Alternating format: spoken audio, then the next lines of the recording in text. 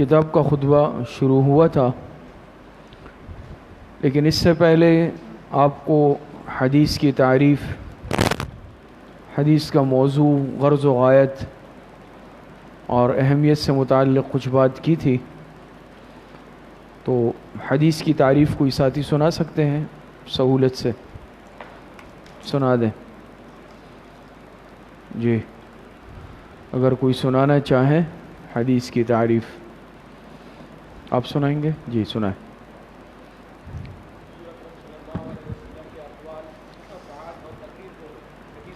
شاباش، بیٹھ جائیں۔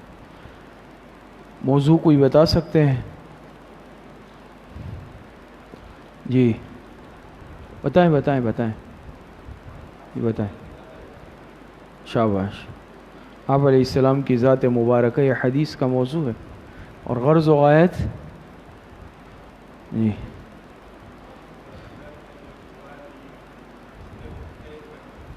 جی شاباش، یہی آسان ہے بالکل۔ حضور علیہ السلام نے جو حدیث پڑھنے پڑھانے کے فضائل بتائیں اور حدیث پڑھنے پڑھانے والوں کو جو دعا دی ہے تر و تازہ رہنے کی، تو مقصد یہ ہے کہ ہم اس دعا کے مستحق بن جائیں، لینے والے بن جائیں۔ لیکن خطبہ بھی شروع ہوا تھا، باقی تھوڑا سا حصہ باقی، یہ بھی پڑھ لیتے ہیں پھر حدیث شروع کر لیتے ہیں۔ بسم اللہ الرحمن الرحیم، الحمد للہ الذی شرفنا علی سائر الامم برسالۃ من اختصہ من بین الانام۔ فرماتے شروع اللہ کے نام سے جو بڑا مہربان اور نہایت رحم والا ہے۔ تمام تعریف خاص ہے اس اللہ کی ذات کے لیے، الذی شرفنا، جس نے ہمیں عزت بخشی، علی سائر الامم، باقی تمام امتوں پر، برسالۃ، ایسی ذات کو رسول بنانے کے ساتھ، من اختصہ، جس کو خاص کر دیا، چن لیا، منتخب کر لیا، من بین الانام، تمام مخلوقات میں سے، بجوامع الکلم، جامع کلمات کے ساتھ، وجواہر الحکم، اور حکمت بھرے موتیوں کے ساتھ، اس سے احادیث مراد ہے۔ صلی اللہ تعالی علیہ، اللہ پاک رحمت نازل فرمائے، کس پر؟ علیہ، جناب رسول اللہ صلی اللہ علیہ وسلم پر، وعلی آلہ، اور ان کی پوری آل پر، وصحبہ، اور ان کے صحابہ پر، وبارک وسلم، اور برکتیں اور سلامتی نازل ہو۔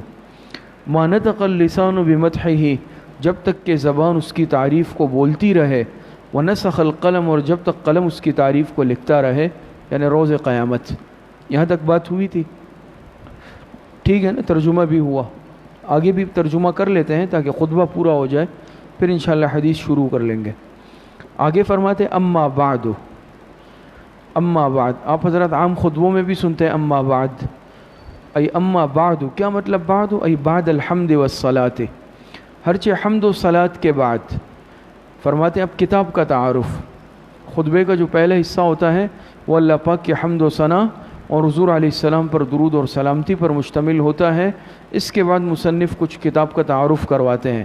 فرماتے ہیں اما بعد، ہرچہ حمد و صلاۃ کے بعد، فہذا کتاب وجیز، پس یہ کتاب ہے مختصر، وجیز کہتے ہیں مختصر، یہ تو مختصر رسالہ ہے نا، تو فرماتے ہیں یہ ایک مختصر کتاب ہے حدیث کے موضوع پر، منتخب من کلام الشفیع العزیز، یہ ایک مختصر رسالہ ہے، مختصر کتاب ہے، جس میں احادیث کو منتخب کیا گیا ہے، جس میں منتخب کیا گیا ہے کس کے کلام کو؟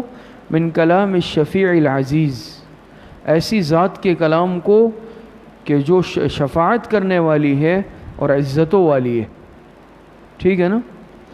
کہ اس ذات کے کلام کو منتخب کیا گیا ہے، الشفیع، جو شفاعت کرنے والی ہے، العزیز، اور جو عزت والی ہے، یعنی جناب رسول اللہ صلی اللہ علیہ وسلم۔ آپ علیہ السلام شفاعت فرمائیں گے نا امت کی قیامت کے دن، اور آپ علیہ السلام کی ذات بابرکت عزتوں والی ہے، تو یہ کن کے کلام کو لیا گیا ہے؟ حضور علیہ السلام کے نا، احادیث ہے۔ اقتبستہ من الکتاب اللامع السبیح، اقتبستہ، اقتباس کہتے ہیں لینا، چننا، اردو میں آپ حضرات سنتے ہیں فلاں کتاب سے اقتباس لیا گیا ہے۔ فرماتے اقتبستہ، میں نے اس کو لیا ہے، میں نے ان احادیث کو لیا ہے، چنا ہے، کون سی کتاب سے؟ من الکتاب، ایسی کتاب سے، اللامع السبیح، جو ایک روشن چراغ کی طرح ہے، میں نے ان حدیث کو اس لیا ہے ایک ایسی کتاب سے جو روشن چراغ کی طرح، لامع کہتے ہیں روشن چمکدار، صبیح کہتے ہیں چراغ کو، المعروف، اور وہ کتاب معروف ہے کس نام سے؟ بمشکات المصابیح، اس کا نام ہے مشکات المصابیح، نام سنا ہے نا؟ حدیث کی مشہور کتاب ہے جو ہمارے درس نظامی میں درجہ سابعہ میں پڑھائی جاتی ہے باقاعدہ۔ یہ حدیث جو ہے زاد الطالبین کی سب مشکات المصابیح سے لی گئی ہے۔ تو مصنف فرماتے ہیں کہ یہ ایک مختصر کتاب ہے جس میں نے اس ذات کے کلام کو منتخب کیا ہے جو ذات شفاعت کرنے والی اور عزتوں والی ہے، یعنی جناب رسول اللہ صلی اللہ علیہ وسلم کے کلام کو، اور میں نے ان کے جو کلام کو چنا ہے احادیث کو، کس کتاب سے؟ من الکتاب، ایسی کتاب سے اللہ میں جو چمکدار ہے، الصبیح چراغ، جو روشن چراغ ہے، المعروف، اور وہ کتاب معروف ہے کس نام سے؟ مشکات المصابیح کے نام سے۔ وسمیتہ، اور میں نے اس کتاب کا نام رکھا، کس کتاب کا؟ جو آپ کے سامنے ہے، اور میں نے اس کتاب کا نام رکھا ہے زاد الطالبین من کلام رسول رب العالمین صلی اللہ علیہ وسلم۔ میں نے اس دن بھی سبق میں عرض کہ اس کتاب کا پورا نام یہ ہے اور مختصر نام ہے زاد الطالبین، ٹھیک ہے؟ تو میں نے اس کا نام رکھا ہے زاد الطالبین، دین کے طلبہ کے لیے ایک توشہ، سمجھ میں آ رہی ہے؟ من کلام رسول رب العالمین، جو کس کے کلام میں سے ہے؟ جو عالمین کے رب اللہ پاک کے بھیجے ہوئے رسول کے کلام میں سے ہے۔ حضور علیہ السلام رب العالمین کی طرف سے بھیجے ہوئے رسول ہے نا، وہ فرماتے ہیں کہ میں نے اس کا نام رکھا زاد الطالبین من کلام رسول رب العالمین۔ الفاظہ قصیرۃ و معانیہ کثیرۃ، اب اپنی کتاب کا ایک اسلوب بھی بتا رہے ہیں، فرماتے ہیں کہ اس کتاب میں جو حدیثیں میں لایا ہوں اس حدیثوں کے الفاظ کم ہیں، قصیر کہتے ہیں کم، مختصر، ان حدیث کے الفاظ کیا ہے؟ کم ہے، لیکن وہ معانی ہی کثیرۃ، معانی بہت ہے، معانی زیادہ ہے اس کے۔ آپ دیکھیں نا جتنی حدیثیں آگے آ رہی ہیں سب ایک ایک لائن، آدھی لائن کی ہے، تو الفاظ کم ہوئے نا۔ تو یہ میں نے ان احادیث کا انتخاب کیا ہے مشکات المصابیح سے، ورنہ مشکات المصابیح میں طویل روایتیں ہیں، تو میں نے چنا ہے ان روایتوں کو جن میں الفاظ کم ہیں اور معانی زیادہ ہے۔ آگے فرماتے ہیں یتنظر بہ من قرأہ وحفظہ، تر و تازگی حاصل کرتا ہے اس کے ذریعے سے جو اس کو پڑھتا ہے اور یاد رکھتا ہے۔ کس کو؟ ان احادیث کو تر و تازگی حاصل کرتا ہے جو ان احادیث کو پڑھتا ہے اور اس کو یاد رکھتا ہے۔ وَيَبْتَهِجُ بِهِ مَنْ دَرَسَهُ وَسَمِعَهُ، اور اس کے معنی بھی آتے پر رونق ہونا، ابتہاج، اور رونق والا ہو جاتا ہے جو اس کو پڑھاتا ہے اور سنتا ہے۔ سمجھ میں آ رہی ہے؟ سمجھ میں آ رہا ہے ترجمہ؟ وہ فرمایا کہ یتنظر بہ، تر و تازہ رہتا ہے جو اس کو پڑھتا ہے اور یاد رکھتا ہے ان حدیث کو، اور رونق والا، وَيَبْتَهِجُ بِهِ، اور رونق والا ہو جاتا ہے اس کے ذریعے سے کہ جو ان حدیث کو سکھاتا ہے، دوسروں کو پڑھاتا ہے، وَسَمِعَهُ، اور وہ بھی جو اس کو سنتا ہے، سب پر رونق ہو جاتے ہیں۔ وَرَتَّبْتُهُ عَلَى بَابَيْنِ، میں نے اس کتاب کو مرتب کیا ہے دو ابواب میں۔ کتنے ابواب میں؟ دو۔ تو آپ کو دیکھیں نظر آئے گا اگلے صفحے پر الباب الاول، صفحہ نمبر 4 پہ دیکھیں، صفحہ نمبر 4 پہ آپ حضرات کو نظر آیا کیا لکھا ہوا ہے؟ یہ پہلا باب ہے، نظر آیا نا سب کو؟ اچھا، یہ ہے الباب الاول، اور صفحہ نمبر 53 پر 53 پر اگر آپ دیکھیں گے آپ کو نظر آئے گا الباب الثانی، صفحہ نمبر 53 53 پر نظر آیا؟ وہ اس کتاب کے دو حصے ہیں، جیسے اردو میں یعنی جیسے چیپٹر ہوتے ہیں کتابوں کے، تو اس کو دو ابواب میں تقسیم کیا ہے مصنف نے۔ تو فرماتے ہیں وَرَتَّبْتُهُ عَلَى بَابَيْنِ، میں نے اس کتاب کو مرتب کیا ہے کتنے ابواب میں؟ دو ابواب میں، الباب الاول الباب الثانی۔ الباب الاول میں مختصر حدیثیں ہیں، الباب الثانی میں واقعات ہے جو حدیثوں سے منقول واقعات ہے۔ آگے فرماتے ہیں حَتَّى يَعُمَّ نَفْعُهُمَا فِي الدَّارَيْنِ، یہاں تک کہ عام ہو جائے ان دونوں ابواب کا نفع، فی الدارین، دونوں جہانوں میں، یہاں تک کہ عام ہو جائے اس کا فائدہ، نفعہما، ہما ضمیر لوٹ رہی ہے بابین کی طرف، یہاں تک کہ ان دونوں ابواب کا فائدہ، نفع عام ہو جائے کس میں؟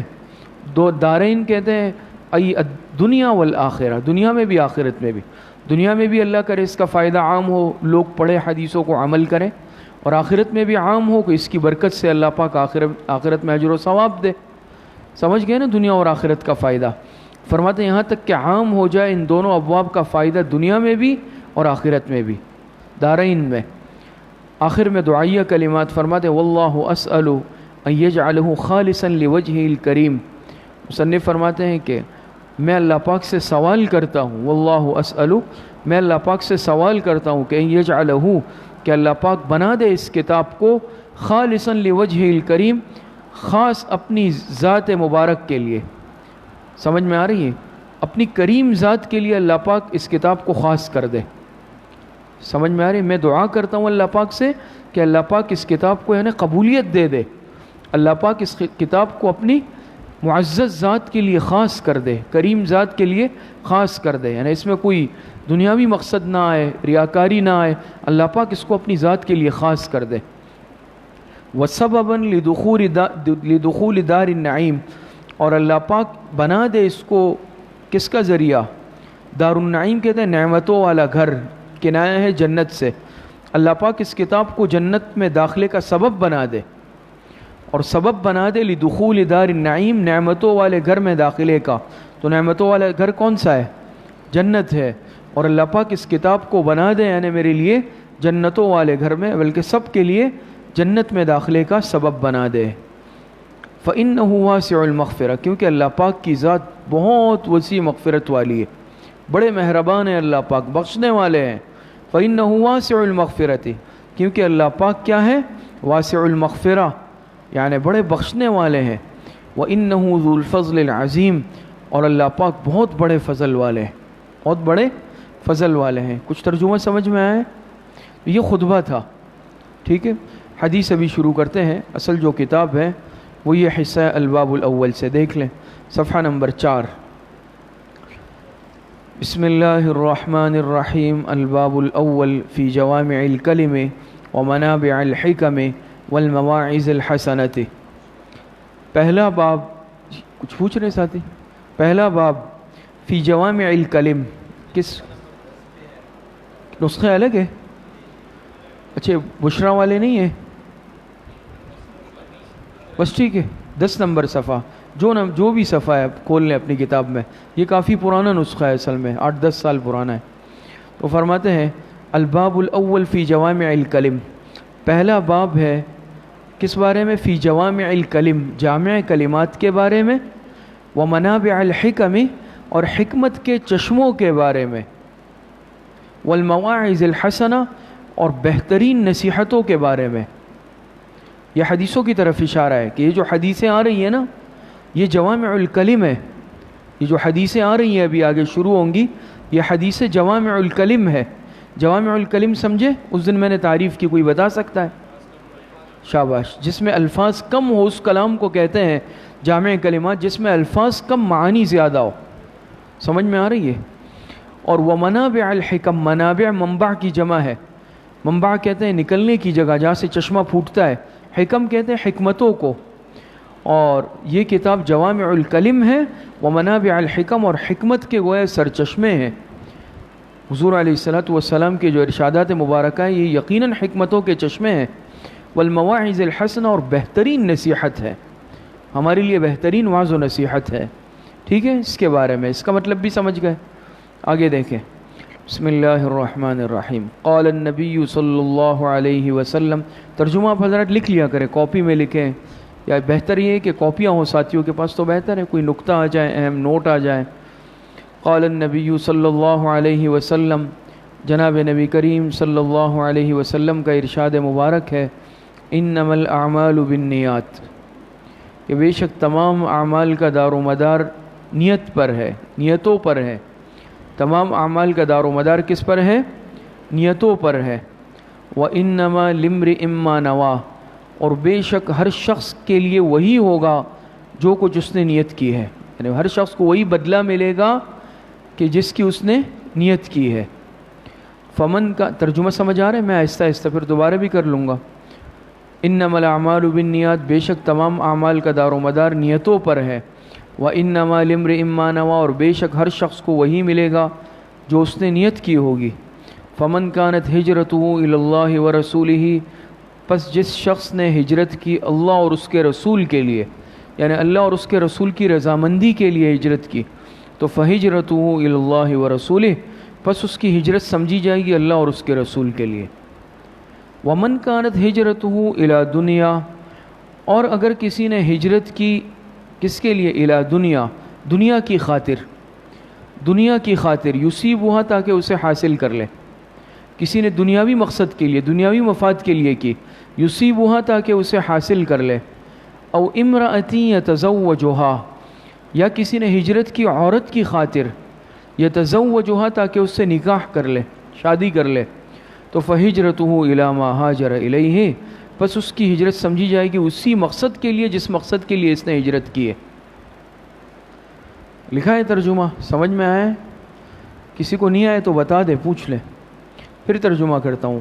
قال النبی صلی اللہ علیہ وسلم، جناب نبی کریم صلی اللہ علیہ وسلم نے ارشاد فرمایا، انما الاعمال بالنیات، بے شک تمام اعمال کا دار و مدار نیتوں پر ہے۔ وانما لامرئ ما نویٰ، اور ہر شخص کو وہی ملے گا جو اس نے نیت کی ہوگی۔ فمن كانت ہجرته الى اللہ ورسولہ، پس جس شخص نے ہجرت کی اللہ اور اس کے رسول کی رضا کے لیے، تو فہجرته الى اللہ ورسولہ، پس اس کی ہجرت سمجھی جائے گی اللہ اور اس کے رسول کے لیے ہی۔ ومن كانت ہجرته الى دنیا، اور جس نے ہجرت کی دنیا کی خاطر، یصیبها، تاکہ اسے پا لے، حاصل کر لے، او امرأۃ یتزوجها، یا عورت کی خاطر تاکہ اس سے نکاح کر لے، شادی کر لے، فہجرته الى ما ہاجر الیہ، پس اس کی ہجرت سمجھی جائے گی اسی مقصد کے لیے جس مقصد کے لیے ہجرت کی ہے، چاہے کسی دنیاوی مقصد کے لیے کی یا چاہے کسی عورت سے نکاح کے لیے کی۔ ترجمہ سمجھ آیا؟ اس حدیث کا شان ورود سن لے۔ میں نے عرض کیا جس طرح بعض آیتوں کا، قرآن کی آیتوں کا، سورتوں کا شان نزول ہوتا ہے، پس منظر ہوتا ہے، بعض احادیث کا شان ورود ہوتا ہے، تو اس میں ایک قصہ لکھا ہے کہ ایک شخص نے ایک عورت سے نکاح کا ارادہ کیا، اس کو پیغام بھیجا ہوگا، اس عورت نے ہجرت کی شرط لگائی کہ اگر تم ہجرت کرو گے، مدینہ ہجرت کر لو تو میں تم سے نکاح کر لوں گی، یہ شرط لگائی۔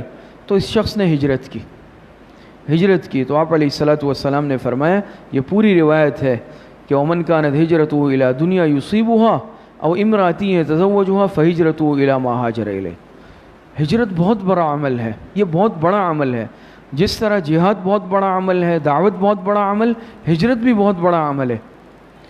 اور ہجرتیں ہوئی ہیں حضور علیہ السلام کے زمانے میں 2 مرتبہ حبشہ کی طرف صحابہ نے، اور پھر اس کے بعد صحابہ نے اور خود جناب نبی کریم صلی اللہ علیہ وسلم نے ہجرت فرمائی۔ کہاں؟ مدینہ منورہ۔ کہاں سے؟ مکہ مکرمہ سے ہجرت ہوئی ہے۔ تو ہجرت اللہ کی رضا کے لیے ہوتی ہے۔ اس میں بھی یعنی آپ علیہ السلام فرما رہے ہیں اگر نیت دنیا کی خاطر ہوئی کہ میں چلو ہجرت کر لوں، وہاں جا کے مجھے مال مل جائے گا، زمینیں مل جائے گی، گھر مل جائے گا، ہجرت کا ثواب ختم ہو گیا۔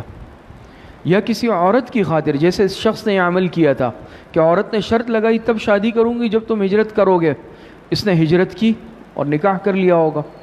تو آپ علیہ السلام نے فرمایا اگر یا پھر دنیا کی خاطر یا کسی عورت سے نکاح کی خاطر، تو اس کی ہجرت اس مقصد کے لیے سمجھی جائے گی، دنیا کی خاطر سمجھی جائے گی، اس کو ثواب نہیں ملے گا۔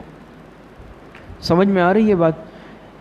اس عورت کا نام لکھا ہے قیلہ، اس عورت کا نام قیلہ ذکر ہے، حدیث کی کتابوں میں لکھا ہے، علماء نے لکھا ہے قاف یا لام ہا قیلہ۔